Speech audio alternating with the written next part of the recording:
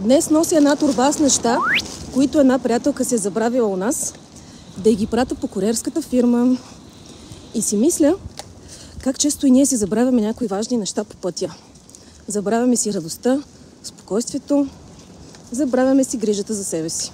И чакаме някой друг да ни ги върне, да ни ги достави. А всъщност, може да си ги пратим сами, да си направим бърза доставка на щастие.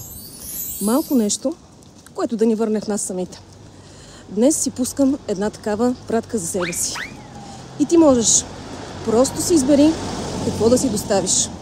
Може да е един момент, една грижа, една усмивка и си я пусни все едно си куриер. Питай се от време на време. Какво да си доставиш, когато си в тежък ден? Как изглежда бърза доставка на спокойствие?